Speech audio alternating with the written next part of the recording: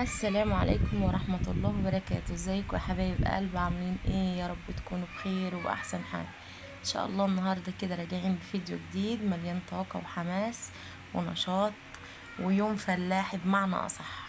تعالوا نشوف كده احنا الاتنين كده نعمل مع بعض ايه.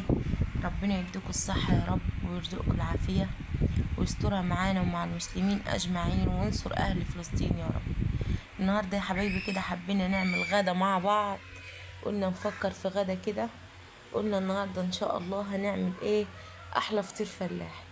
انا يا حبايبي ما كنتش بنزل فيديوهات من زمان وحبيت ارجع لكم تاني في فيديوهاتي، ويا ريت كده تشتركوا لي في القناة وتفعلوا زر الجرس علشان خاطر يوصل لكم كل الفيديوهات بتاعتي الجديدة.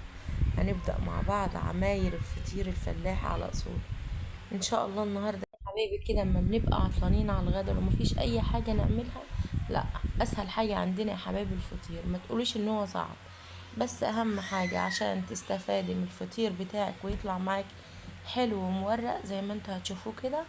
بصي يا حبايبي، احنا عندنا بنعمله بزبده بلدي. لازما تكون السمنه البلدي اللي عندنا كده بتبقى فلاحي، ولازما بنجيبها يا حبايب قلبي نسيحها. لازما نطلع من السمنه البلدي ديت، ما تقوليش ان هي بتبقى صافيه. اللي يقولك السمنه ديت صافيه لا يبقى هو كده كداب. لازما بتجيبي السمنه ديت وتسيحيها على النار. لما بتطلعي ايه؟ ما بتطلعي منها المرته، لازما تطلعي من السمنه البلدي المرته. طلعتي منها المرته هتاخدي بقى سمنه خام.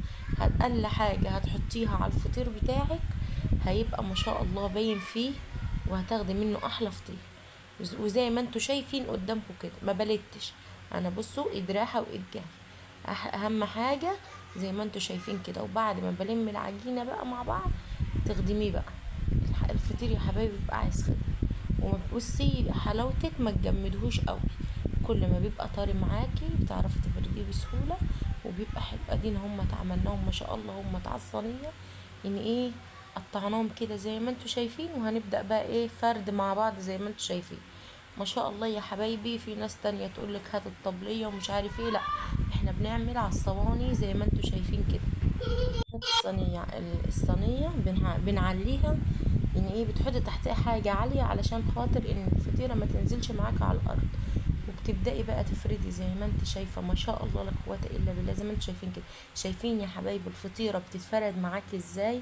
ولا بتتقطع ولا حاجة اهي. ما شاء الله لا قوة الا بالله اهي زي ما انتوا شايفين قدامكم.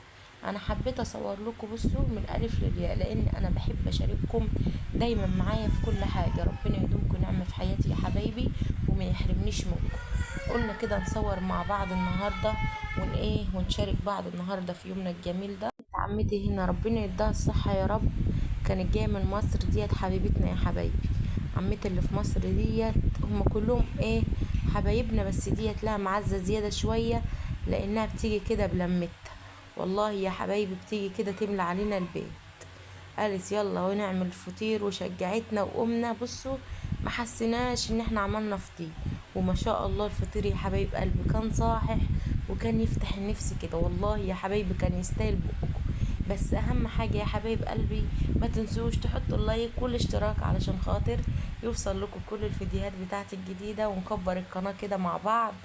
ربنا يدومكم نعمة في حياتي. وزي ما انتوا شايفين اهوت ما شاء الله الفرد. بص كل ما العجينة بتريح معاكي بصي ما بتتعبيش. انت بتسيبيه بعد ما بتقطعيه كده خمسة يقوم بس العجينة ترتاح.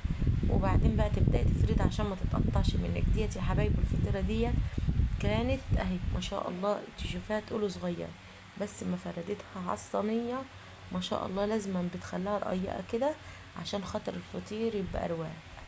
والله يا حبايب اهم حاجه لما ربنا يديكوا الصحه كده ما تقولوش ان بيت العيله ده مش حلو. والله يا حبايبي مش كل البيوت.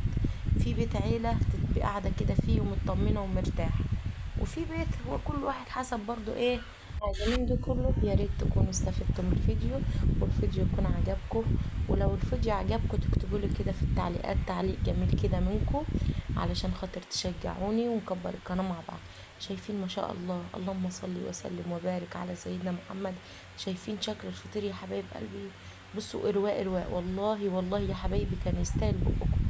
لو وصلتوا معايا لحد هنا متنسوش اللايك والاشتراك. السلام عليكم ورحمة الله وبركاته.